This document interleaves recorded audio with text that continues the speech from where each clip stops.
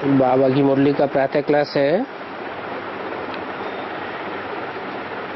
6/10/65।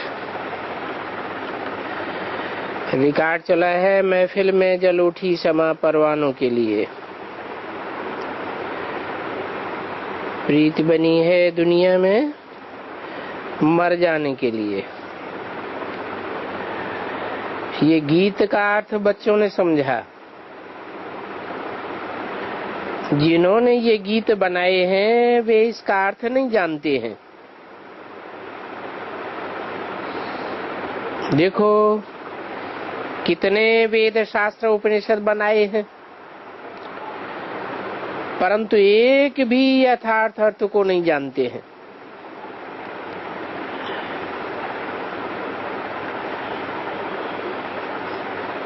कि कौन सी महफिल की बात है और कौन सी क्षमा जल उठी, वो क्षमा कब जली और परवाने कब फिदा हुए।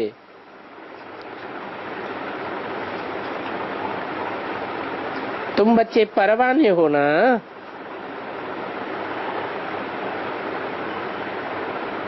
परवाने 3 तरह के होते हैं। एक तो वो जो क्षमा पर आते ही फिदा हो जाते हैं, जल मरते हैं। अव्वल नंबर। दूसरे वो जो क्षमा पर आते तो हैं लेकिन चक्कर काटते हैं और थोड़ा सेक लगा तो भाग जाते हैं। चक्कर काटने वाले 2 नंबर।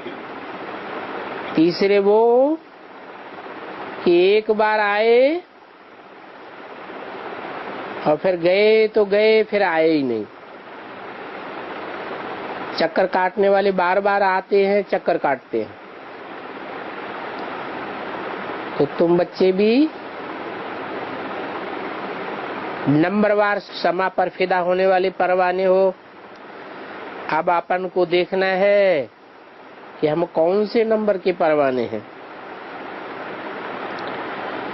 बाप समझाते हैं, तुमने बहुत बहुत मंदिर वेद शास्त्र उपनिषद बनाए हैं।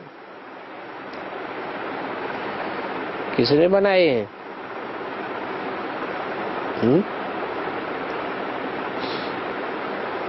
तुमने बनाए हैं। किससे बोला? ब्रह्मा बाबा से बोला कि ब्रह्मा बाबा के फॉलोअर्स से बोला कि तुमसे बोला? जरूर जो बाप के सन्मुख बैठने वाले बच्चे हैं उनसे बोला कि तुमने बहुत वेद शास्त्र बनाए हैं,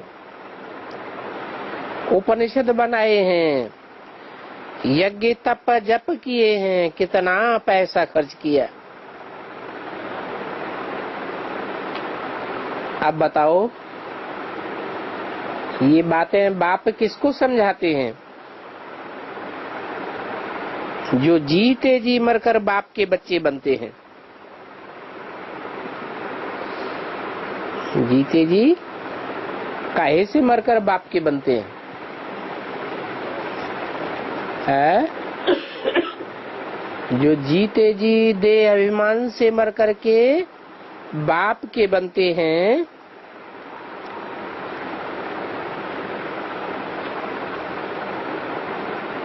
तुम मरते हो ना, तो अब बाप के साथ चलने की तैयारी करनी है। ये नहीं कि वहां तुम्हारा कोई बर्थडे या एनिवर्सरी मनाएंगे, नहीं। यहाँ देखो गांधी का कितना धूमधाम से मनाते हैं। क्या गांधी जयंती? तो वहां पर ऐसे नहीं होगा कि अभी शिव बाबा ज्ञान देकर चला जाएगा तो तुम फिर सतयुग में उनकी जयंती मनाएंगे, जैसे भक्ति मार्ग में मनाते आते हैं। भक्ति मार्ग में शिव जयंती मनाती है ना,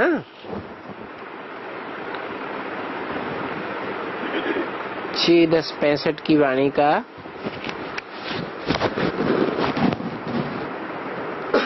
दूसरा पेज। तो आधा कल्प जो भी शरीर छोड़ेंगे उनकी एनिवर्सरी नहीं करेंगे। कौन से युग में है? सतयुग त्रेता में। गौ दान करना, पितर खिलाना आदि नहीं होगा, क्योंकि दान किया जाता है कि दूसरे जन्म में मिले। परंतु सतयुग में तो तुम इस समय की प्रारब्ध भोगते हो। किस समय की प्रारब्ध? संगम युग की प्रारब्ध भोगते हो। तो भक्ति मार्ग के रस्म रिवाज और ज्ञान मार्ग के रस्म रिवाज में कितना अंतर है। जो भी विशाल बुद्धि है वो इन बातों को समझेंगे, और जो कल पहले विशाल बुद्धि बने होंगे वो ही अब बनेंगे, क्योंकि ये फिर से वही पार्ट बजना है। गीत सुना ना कि चारों तरफ लगाए फेरे फिर भी हरदम दूर रहे। कब लगाए फेरे है? नहीं, चारों तरफ लगाए फेरे फिर भी हरदम दूर रहे। संगम युग में, द्वापर कल युग में 63 जन्म चारों धाम के चक्कर काटते रहे, मंदिर मस्जिद गुरुद्वारों में भटकते रहे, लेकिन बाप से नहीं मिल पाए, दूर ही रहे। तो बाप कहते हैं तुमने भक्ति मार्ग में कितना माथा मारा है, फिर भी मुझे नहीं मिल सके। क्योंकि जब मैं आऊं तभी तो तुम मुझे मिल सको ना। कौन बोला? शिव बाप बोले जब मैं आऊं तभी तो तुम मुझे मिल सको ना। मैं आता ही हूं कल्प कल्प के संगम युगे। फिर वो कह देते कि परमात्मा युगे युगे आता है। ऐसे क्यों कह देते कि युगे युगे आता है? क्योंकि जब मैं आता हूं तो चारों युगों की शूटिंग कराता हूं।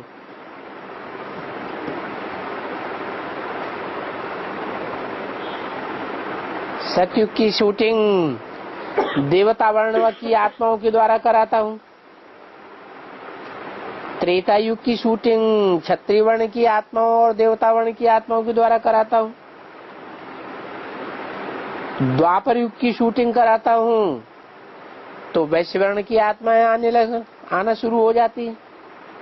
फिर कलयुग में शूद्र वर्ण वाली आत्माएं भी। तो जिस युग की भी शूटिंग कराता हूं उस युग में 4 अवस्थाएं पसार होती हैं। क्या? 4 अवस्थाओं से पसार होना पड़ता है। वो 4 अवस्थाएं हैं जैसे एक कल्प हो जाती, इसलिए लिख दिया है कि संभवामि योगी योगी। बाकी मैं हर युग में नहीं आता हूं। फिर कहते हैं परमात्मा 24 अवतार लेता है।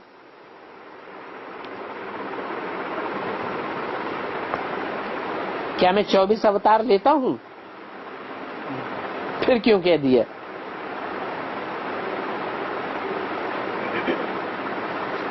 सूर्यवंशी आत्माएं 12 है और चंद्रवंशी आत्माएं 12 है, दोनों मिलकर के 24 आत्माएं हुई। ये 24 आत्माओं को उन्होंने 24 अवतार बताई दिए। तो ये रंग हो गया। मैं 24 अवतार नहीं लेता हूं, मैं तो एक ही बार आता हूं। मुझे बुलाते भी हैं कि पतित पावन आओ, आकर पतितों को पावन बनाओ। इसलिए बुलाते हैं, पतितों को पावन बनाने के लिए बुलाते हैं। ये थोड़ा ही कहते कि आओ ब्रह्मा के तन में ज्ञान सुना के चले जाओ, है? ज्ञान सुनाने के लिए थोड़े ही बुलाते हैं। ज्ञान सुनाना भी किस लिए? नहीं, ज्ञान सुनाना भी इसीलिए कि बच्चों को बाप का परिचय हो जाए और बाप के संग के रंग में पतित से पावन बने। तो तुम्हारी अभी युद्ध माया रावण से है। We are at war with Ravan. हम रावण के साथ युद्ध कर रहे हैं। तुम्हारी कोई स्थूल वार नहीं है। तुम रावण पर जीत पहनते हो। उसमें भी योद्धा कौन है जो तुम्हारे साथ बहुत लड़ाई लड़ता है? कौन है?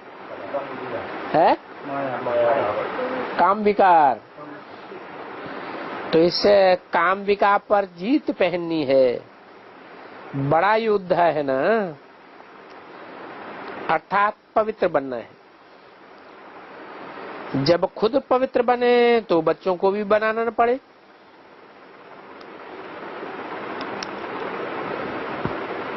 ताकि वे भी विश्व के मालिक बन जाएं। अगर अभी तुम उन बच्चों को वर्षा देवेंगे तो क्या देवेंगे?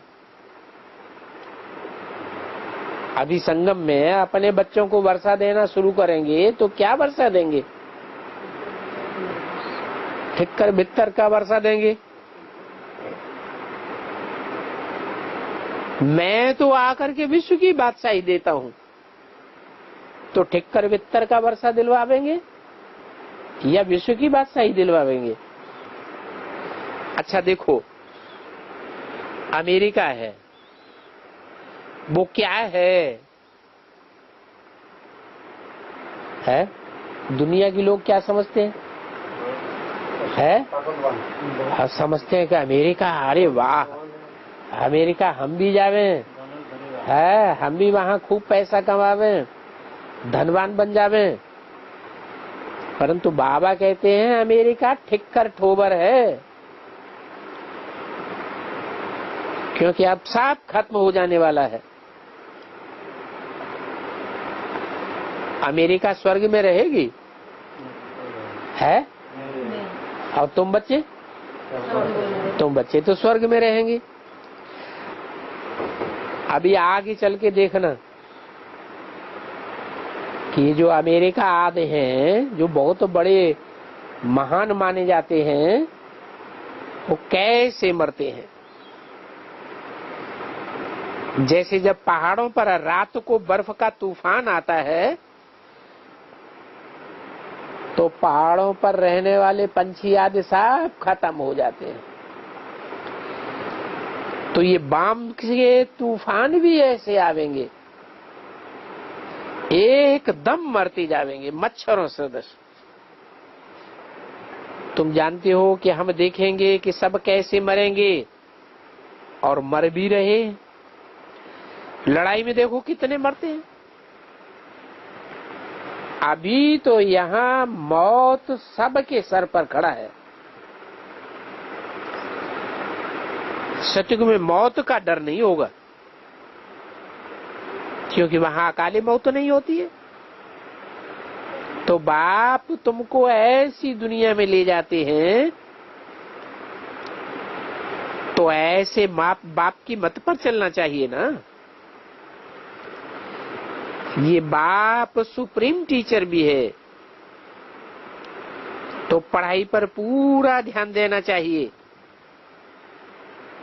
कई हैं जिन्हों को पढ़ाई का कदर ही नहीं है। अगर समझो कोई सख्त बीमार है, मरने पर है, तो उसको भी क्लास कराना चाहिए या नहीं? उसको भी क्लास में ला करके लिटाए देना चाहिए। गीत भी है, ज्ञान अमृत मुख में हो, गंगा का कंठा हो, तब प्राण तन से निकले। तो पढ़ाई का इतना कदर चाहिए। अगर लाचारी हालत में नहीं ले आ सकते हैं तो उनको घर में भी याद दिलाना चाहिए। परंतु पढ़ाई पर बहुतों का ध्यान नहीं है। बाबा कहते हैं रजिस्टर ले आओ, तो मुझे उससे मालूम पड़ जाए कि कहाँ तक कौन पढ़ता है। और फिर बाबा पूछते हैं कि ये खुद पढ़ता है और दूसरों को पढ़ाता है? क्योंकि हम ब्राह्मणों का अब धंधा क्या है? क्या धंधा है? ज्ञान लेना और ज्ञान देना, यही ब्राह्मणों का धंधा होता है। पढ़ करके पढ़ाना, इसी में कमाई है। बाकी तो दुनिया में जो भी धंधे हैं, सब धंधों में नुकसान होने वाला है। कोई धंधे में फायदा होने वाला नहीं है। सब धंधों में धूल है। उन ब्राह्मणों के कच्छ में है कुरम और तुम्हारी कच्छ में है सत्य। सच्चखंड की स्थापना कर रहे हो,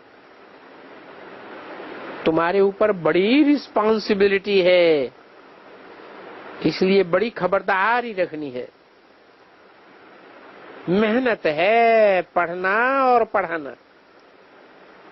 ऐसे नहीं कि सारा दिन पढ़ना पढ़ाना है, नहीं। क्यों सारा दिन पढ़ना पढ़ाना क्यों नहीं है? क्योंकि तुम गृहस्थ व्यवहार भी संभालते हो, प्रवृत्ति मार्ग वाले हो। तुम कोई सन्यासी नहीं हो। किससे बोला है? ब्रह्मा कुमारियों से बोला या घर गृहस्थ में रहने वालों से बोला? घर गृहस्थ में रहने वालों से बोला कि तुम प्रवृत्ति मार्ग वाले हो। जो प्रवृत्ति मार्ग वाले होते हैं उनको अपना धंधा धोरी और बाल बच्चों को भी संभालना होता है। सन्यासियों को तो बाल बच्चे होते नहीं हैं।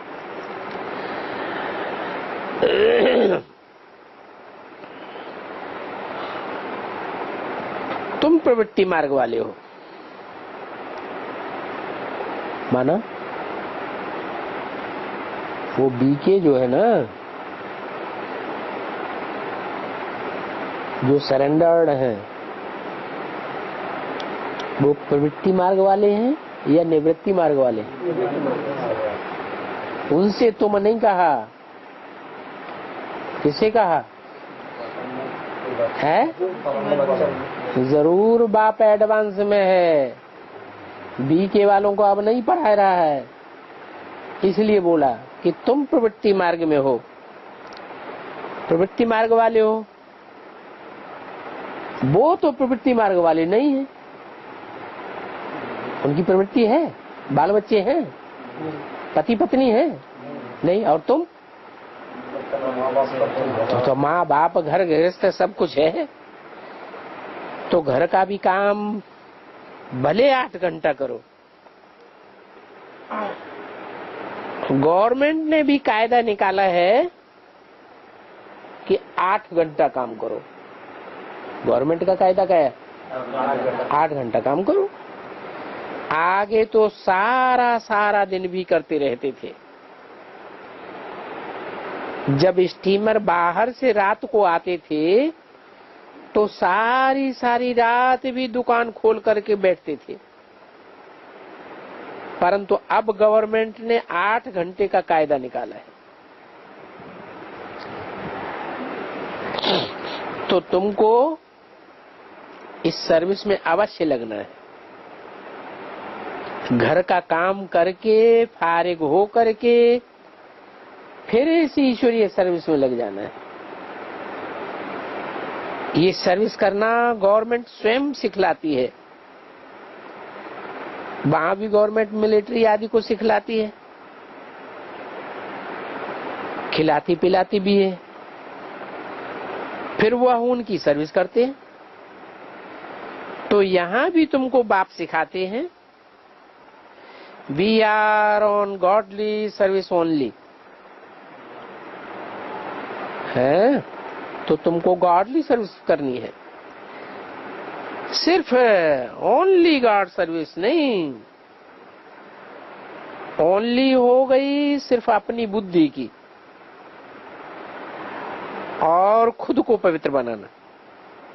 हमको तो भारत को भी स्वर्ग बनाना है, भारत को हेवन बनाना है, तो इस सर्विस में लग जाना है। क्योंकि तुम्हारे ऊपर बड़ी रिस्पॉन्सिबिलिटी है। जैसे चीफ कमांडर होते हैं, कैप्टन आदि होते हैं, उन पर तो और ही ज्यादा जवाबदारी रहती है। यहां भी ऐसे है। क्या है? तुम्हारी भी रूहानी मिलिट्री है क्या?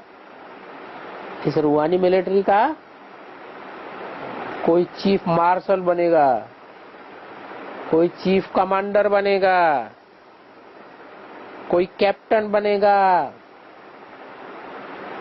कोई साधारण योद्धा बनेगा। रूहानी मिलिट्री का नंबरवार संभालने वाले हैं। जो अच्छे बच्चे सेंटर खोलते हैं वो हो गए कमांडर। और इस संपूर्ण युद्ध का मार्शल है शंकर। क्या? जो सारा युद्ध चल रहा है, किससे युद्ध है? युद्ध किससे है? माया से, काम क्रोध लोभ मोह अहंकार है। उन 5 विकारों से जो युद्ध है उसमें युद्ध का मार्शल है शंकर। कहते हैं शंकर ने आंख खोली तो सब खलास। बाप तो विनाश नहीं करते हैं,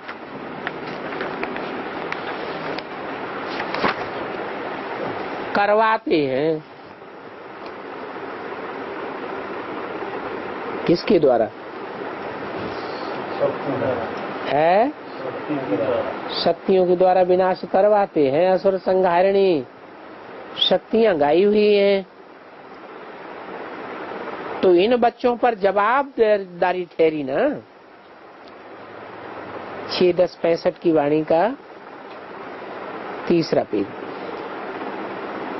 तो ये हर एक को अपने को देखना है कि हम सर्विस के बजाय डिसर्विस तो नहीं करते हैं। एक तो सन्यासी बाप से बेमुख कर देते हैं। क्या कहा? बाप से बेमुख करने वाले कौन? सन्यासी। कहाँ बैठे हैं? हाँ, ब्रह्मा कुमार कुमारियों में ही अव्वल नंबर सन्यासी बैठे हैं। क्या धंधा कर रहे हैं? बाप से बेमुख करने का धंधा करते हैं। दूसरे कहीं कहीं अपने बच्चे भी बाप से बेमुख कर देते हैं। जो बाबा के बच्चे हैं उनकी भी बुद्धि खराब होती है, तो कौन सा धंधा करते हैं? बाप से बेमुख कर देते हैं। एक तो सन्यासी बाप से बेमुख करते हैं, जैसे आज तो पढ़ते रहे और बाप का परिचय भी देते रहे अपने बच्चे, और फिर अगर बाद में पढ़ाई नहीं पढ़े और धारणा नहीं की तो फिर दूसरों को कह नहीं सकेंगे पढ़ाई पढ़ो।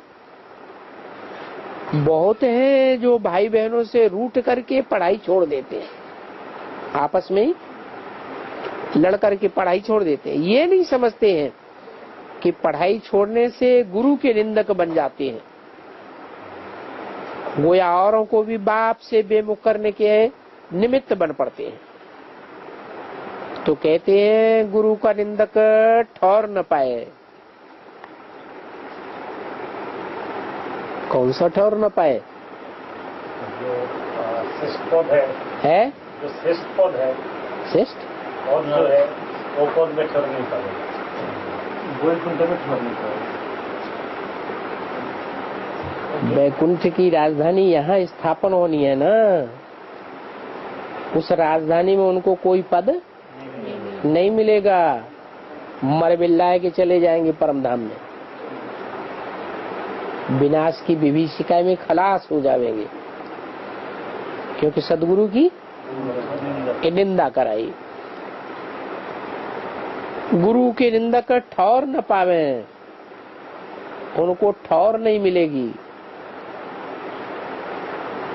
सदगुरु जो ठिकाना बनाए रहे हैं, तुम्हारे लिए नई राजधानी स्थापन कर रहे हैं, उसमें उनको ठौर, वो सन्यासी फिर अपने ऊपर ले लेते हैं, वो भी बोलते हैं क्या सदगुरु निंदक ठौर न पावे। अब उनके पास कौन सी ठौर है? मैंने सुना है, उनके पास कौन सी ठौर है? ज्यादा करेंगे ब्रह्मा कुमारी आश्रम से निकाल देंगे। दुनियावी मठपंथ वाले गुरु अपने मठपंथ से निकाल देंगे, बाकी तो वो कोई स्वर्ग स्थापन नहीं करते हैं। तो देखो, तुम तो सतयुग में भी ऊंच पद पाते हो, तो त्रेता में भी ऊंच पद पाते हो। जो सदगुरु के निंदक बनते हैं वो तो न संगम में, न सतयुग में, न त्रेता में ऊंचे पद पा सकेंगे। यहाँ बाबा रजिस्टर मंगाते हैं तो उससे समझ जाते हैं, जैसे स्कूल में माँ बाप टीचर रजिस्टर से ही समझ जाते हैं कि बच्चा कहाँ तक पढ़ता होगा। कई बच्चे ऐसे होते हैं जो सारा दिन खेलते कूदते रहते और स्कूल की छुट्टी के टाइम पर घर आ जाते हैं, कह देते कि हम स्कूल में पढ़ करके आए। कई के माँ बाप तो फिर रजिस्टर भी नहीं देखते, तो उनको मालूम भी नहीं पड़ता है। कईयों के माँ बाप रजिस्टर देखते हैं और ध्यान रखते हैं, तो बच्चे अच्छे पढ़ जाते हैं। और यहाँ शिव बाबा तो अंतर्यामी है, इस साकार को तो रजिस्टर दिखाना पड़ता है। शिव बाबा को रजिस्टर दिखाने की भी दरकार नहीं। शिव है अंतर्यामी, और शिव जिस साकार में प्रवेश करता है वो है बहिर्यामी। बाहर की चाल चलन से, वाचा से उनको पता लग जाता है कि ये बच्चा कैसा है। तो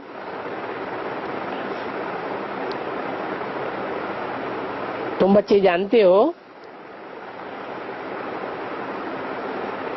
कि इस साकार को तो रजिस्टर जरूर दिखाना पड़े। पोता मिल किसको देना पड़े? साकार को देना पड़े। बच्चे कहते हैं ऐसे ऐसे तूफान आते हैं, बाबा कह देते तूफान तो मेरे पास पहले आते हैं। क्या? कोई भी तूफान, कोई भी परेशानी, कुछ भी आएगा सबसे पहले किसके पास आएगा?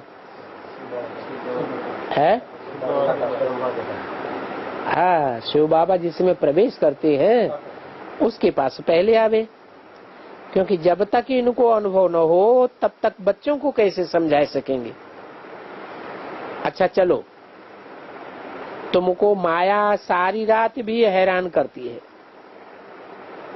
नींद भी नहीं करने देती है, टाइम भी वेस्ट कर दिया।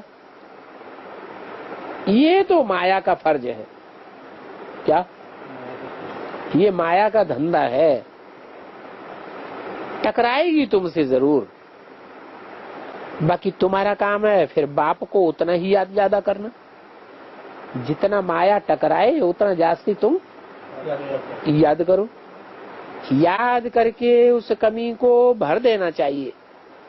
परंतु कई बच्चे हैं जो जरा सा भी माया आई तो बस ज्ञान यज्ञ छोड़ करके ही चले जाते हैं। जैसे वैद्य लोग कह देते हैं कि दवाई लेने से बीमारी उथल मारेगी, परंतु कई जरा सी बीमारी ने उथल खाई तो उस डॉक्टर को ही छोड़ देते हैं, तो दूसरे के पास चले जाते हैं। फिर कह देते कि यह किसी और ने कहा कि गृहस्थ व्यवहार में रहते शादी करके पवित्र बनो। ये कौन सी नई मुसीबत आ गई? किसी और ने तो ऐसे नहीं कहा। अरे तुम ही कहते हो ना कि हमको राजा जनक के मिसल गृहस्थ में रहते जीवन मुक्ति पद चाहिए, तो प्रवृत्ति में तो रहना पड़े ना। कई फिर कह देते हैं कि बात तो ठीक है, बाकी बड़ी ऊंची मंजिल है, ऊंची मंजिल कह के ही डर जाते हैं। अरे ऊंच तो जाना ही है ना। देखो दिलवाला मंदिर में भी नीचे तपस्या कर रहे हैं और ऊपर में उनको प्रारब्ध स्वर्ग ऊंची मंजिल मिल गई। कहते भी हैं चढ़े तो चाखे बैकुंठ रस और गिरे तो चकनाचूर। इसलिए बड़ी सावधानी से चलना पड़ता है, डरना नहीं होता है। क्या कि गहराई में जावेंगे तो डूब मरेंगे। तो गुरु लोग क्या डर पाते हैं? अरे ज्ञान की गहराई में नहीं जाना, ऊंच तो जाना पड़े ना। कहते हैं ये गीता की अथॉरिटी है, तो गीताएं तो आजकल अनेक हैं। टैगोर गीता, गांधी गीता। आजकल तो जो घर से रूठते हैं वो गीता का अर्थ कर देते और अपना नाम डाल देते हैं। एक गीता में लिखा है बैंगन खाने से ये होगा, तुरई खाने से वो होगा। ये रोजाना गीता पढ़ता था। कौन? ब्रह्मा। कहाँ भी जाते थे, चाहे राजाओं के पास भी जाते थे, गीता का पाठ जरूर करते थे।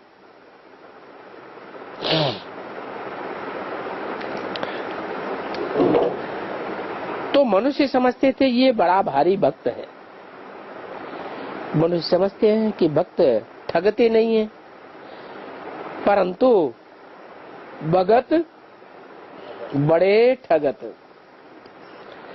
भगत जितना ठगते हैं उतना और कोई नहीं ठगता है, क्योंकि भक्ति में है करप्शन, अडल्ट्रेशन। तो तुम बच्चों को पढ़ाई को नहीं छोड़ना है, नहीं तो माया अजगर खा जाएगी और अंत में पछताना पड़ेगा। जब धर्मराजपुरी में एक एक जन्म का साक्षात्कार कराते जाते हैं और सजा देते जाते हैं। बाबा ने समझाया है, जब काशी करवट खाते थे मुक्ति के लिए, क्योंकि जीवन मुक्ति तो कोई जानते ही नहीं है, क्योंकि वो समझते हैं कि सुख कागविष्ठा समान है। तो स्वर्ग के सुख भी ऐसे ही समझते हैं, कागविष्ठा समान समझते हैं। त्रेता युग में भी तो सीता चुराई गई थी, वहां भी तो दुख है। अभी तुम तो सारी बात को जान गए हो कि सतयुग में तो ये बातें नहीं होती हैं। ये भारत की ही कहानी है। बाकी और तो धर्म वाले इस ड्रामा के अंदर बाई प्लाट है। ड्रामा में भी बाई प्लाट होते हैं ना।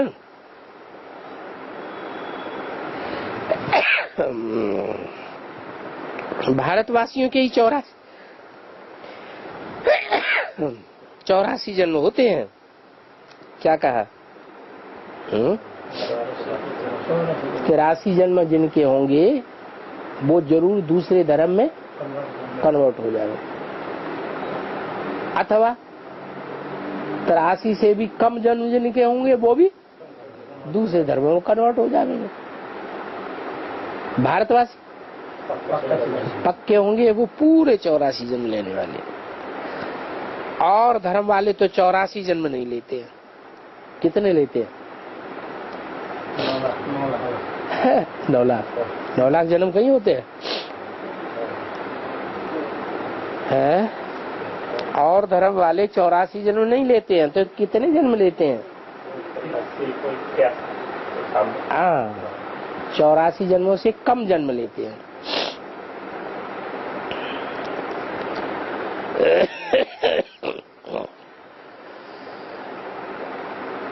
जो सूर्यवंशी बनते हैं वो ही 84 जन्म लेते हैं। क्या कहा? वो ही 84 जन्म लेते हैं। कहते हैं ना आत्मा परमात्मा अलग रहे बहुकाल, तो कौन रहे बहुकाल? कौन सी आत्माएं हैं जो परमात्मा से लंबे काल तक दूर रही?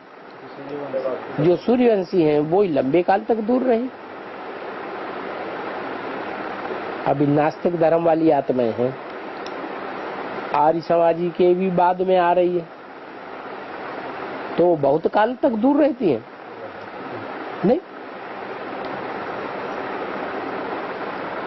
इसके अर्थ को भी तुम जानते हो। भक्त तो सिर्फ गाते रहते हैं, जानते कुछ नहीं है। ये ब्रह्मा भी तो भक्त था ना, इसने भी कितने गुरु किए, परंतु सब गुरु ठग निकले।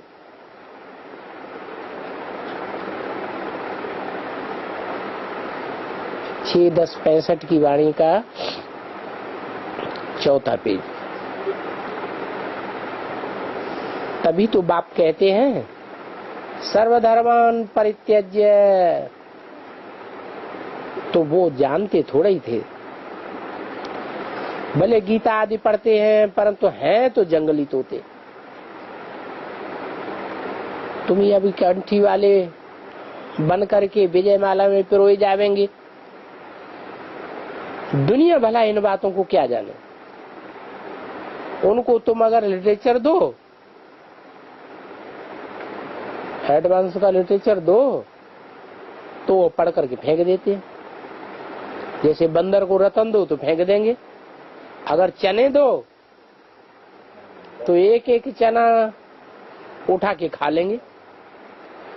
ये बंदर भी क्या जाने ज्ञान रत्नों को।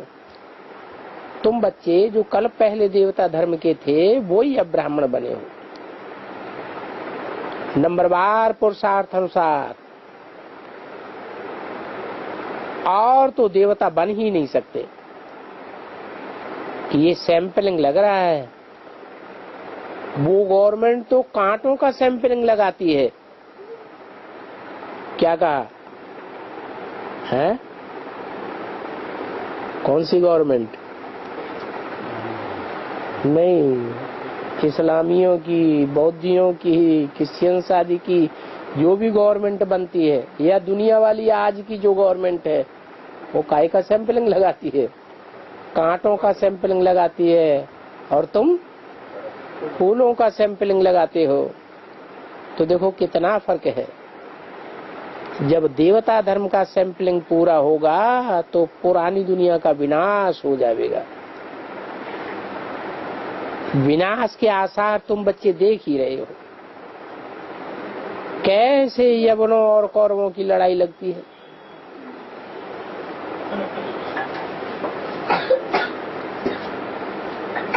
किसकी लड़ाई लगती है? यवनों और कौरवों की लड़ाई लगती है। कौरवों और पांडव नहीं लड़ते। लड़ाई किसकी लगती है? यवनों और कौरवों की। ड्रामा अनुसार नथिंग न्यू। नहीं तो क्यों कहा कि रक्त की नदियां बहेंगी। कोई हिंदू थोड़े ही आपस में लड़ेंगे। ये लड़ाई है ही यवनों और कौरवों की, और हम भी इस समय युद्ध पर हैं। You are at war with Ravana. जैसे वहां भी कमांडर देखते रहते हैं कि लड़ाई ठीक तरह चल रही है या नहीं चल रही है। कोई हमारी सेना में ट्रेटर तो नहीं बन गया। ट्रेटर के लिए बहुत बड़ी कड़ी सजा होती है।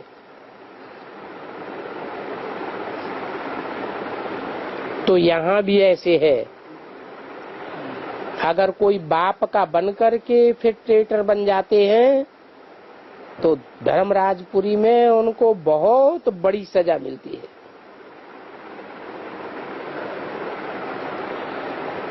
चमड़ी उधेड़ते जाते हैं। ये भी बच्चों ने साक्षात्कार किया है। तो काशी करवट की बात बताई, जब बलि चढ़ते हैं तो उस समय अनेक जन्मों के पापों की सजा भोगते हैं और फिर दूसरे जन्म में नए सिरे पाप करने लग पड़ते हैं। मुक्ति में तो फिर भी कोई नहीं जाते। कह देते हैं फलाना पार निर्वाण गया, बुद्ध पार निर्वाण गया। अब वो है तो सब झूठ। कहते हैं ना पतित पावन आओ, सबका सदगति दाता एक। तो ये समझ की बात है। बाप जब आते हैं तो कईयों को गति और कईयों को सदगति देते हैं। दुर्गति तो किसी को नहीं देते। परमात्मा ने अब आर्डर निकाला है कि पवित्र बनो। फिर कोई कहने लगते अरे पवित्र बनेंगे तो दुनिया कैसे चलेगी। अरे मुर्दे, तुम कहते हो ना अब खाने का ही नहीं है। दुनिया में अनाज बहुत कम पैदा हो रहा है। सारे ही दूसरे धंधे करने लग पड़े। इंडिया में ही देखो किसान भूख मर रहे हैं। कोई खेती नहीं करना चाहता।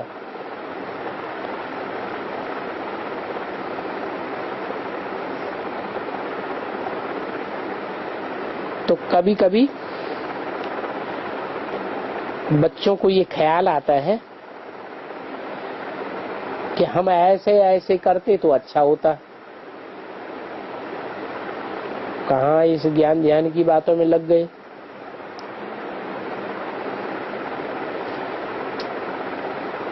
अब ये ख्याल आना ही बड़ी भारी नॉनसेंस है। ड्रामा की पटरी पर पूरा नहीं रहते हैं तो ऐसे ऐसे कहते रहते हैं। कहते हैं प्रजा कम होनी चाहिए, जनसंख्या कम बढ़नी चाहिए। अब विकार बढ़ रहे हैं तो जनसंख्या बढ़ेगी या घटेगी? बढ़ेगी।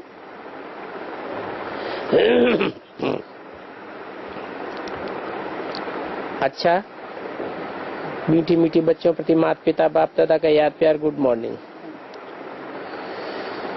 एक छोटा सा रात्रि क्लास है।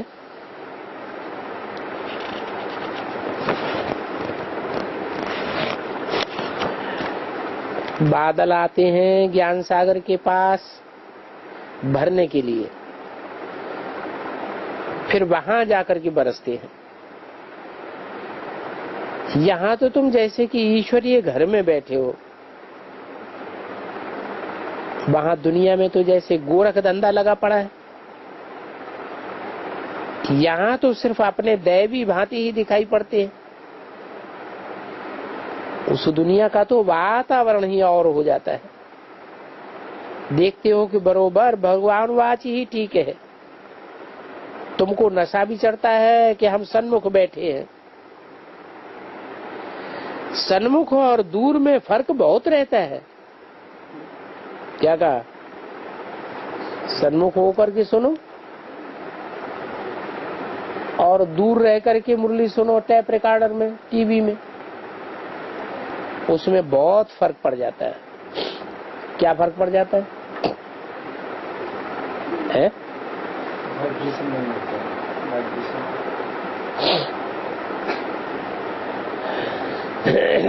सन्मुख बैठ के पढ़ेंगे सुनेंगे तो कोई प्रश्न अंदर हमें आवेगा तो बाबा उसका जवाब भी दे देगा।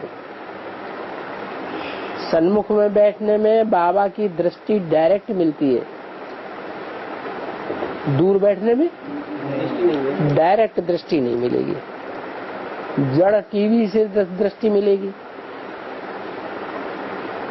तो जड़ में और चैतन्य में अंतर होगा या नहीं होगा? हो जाएगा। तो सन्मुख तुम सुनने में तुमको बहुत नशा चढ़ता है। पहले थे तुम आसुरी संप्रदाय, अभी हो ईश्वरी संप्रदाय। फिर शरीर छोड़ करके तुम बनेंगे दैवी संप्रदाय। भक्ति मार्ग में सिर्फ महिमा करते हैं, ये थोड़े ही जानते हैं कि हम किसकी महिमा करते हैं। क्रिश्चियन तो फिर भी जानते हैं कि हमारा धर्म पिता कौन है, हम किसकी महिमा करते हैं। भारतवासी तो इतना भी नहीं जानते कि हमारा धर्म स्थापन करने वाला धर्म पिता कौन है। वो भी कहते हैं क्राइस्ट के 3000 वर्ष पहले हेवन था। वो भी सिर्फ कहने मात्र कहते हैं, लेकिन वो क्राइस्ट क्रिश्चियंस भी जानते नहीं हैं, क्योंकि ज्ञान के नेत्रहीन है। तुमको अभी ज्ञान का तीसरा नेत्र मिला है। साधु संत सब विपरीत बुद्धि है, तुम पांडवों की प्रीति बुद्धि है। तुम पांडव कैसे बने हैं? नहीं, तुमको देश निकाला मिला तो तुम पांडव बने।